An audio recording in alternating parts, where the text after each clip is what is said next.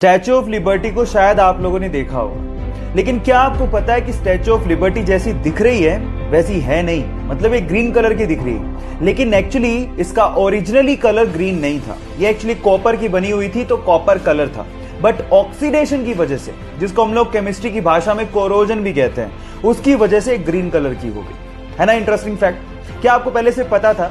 नहीं पता था तो चैट में जरूर लिखेगा।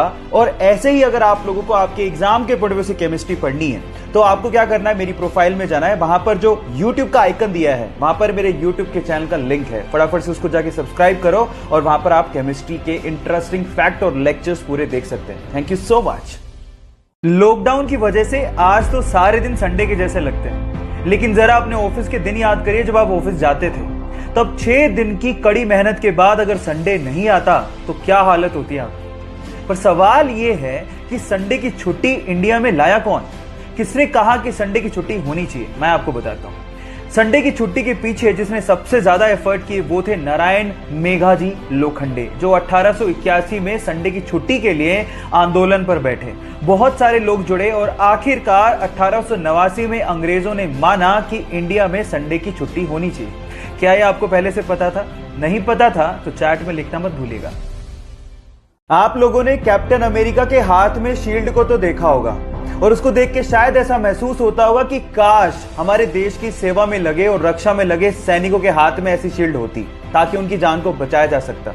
देखो, बाकी देशों का तो पता नहीं, लेकिन जापान ने अपने सैनिकों की रक्षा के लिए इससे भी ज्यादा एडवांस शील्ड बना ली है, जो कि मात्र 3 सेकंड में खोली जा सकती है। इनफैक्ट उसमें आर्टिफिशियल इंटेलिजेंस का इस्तेमाल भी किया गया है, जिससे अगर मान लो किसी ने बंदूक तान दी तो 3 सेकंड में वो अपने आप खुल जाती है ना गजब की बात। क्या आपको बात पहले से पता थी? नहीं पता थी तो चैट सेक्शन में लिखना मत भूलिएगा।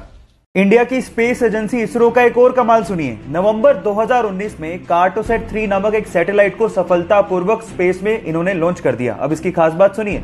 509 किलोमीटर की ऊंचाई से लेकर 10 इंच तक की ऊंचाई की साफ तस्वीरें ये इसरो को भेज सकता है। मतलब आपकी कलाई की घड़ी में कितना बजा है, इसकी साफ तस्वीर ये इसरो को भेज सकता है। और आज से पहले तक किसी भी देश ने इतना ताकतवर कैमरा कभी लॉन्च नहीं किया है।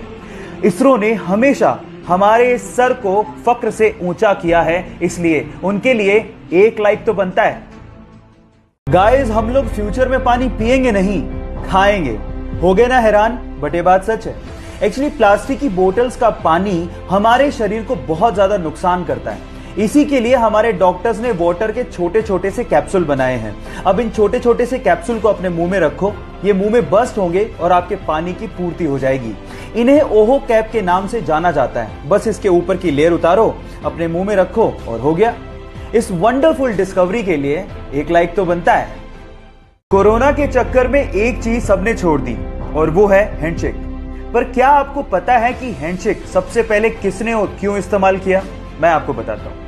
ये एक पीस जेस्चर है जिसको ग्रीक में सबसे पहले इस्तेमाल किया गया ताकि ये पता लगाया जा सके कि सामने वाले के हाथ में कोई वेपन तो नहीं है। साथ ही साथ हाथ मिलाते समय उसे शेक भी किया जाता है ताकि ये भी पता लगाया जा सके कि उसके स्लीव्स में तो कोई वेपन नहीं है। क्या आपको ये बात पता थी? और अगर नहीं पता थी तो चैट में लिखना मत भूलिएगा।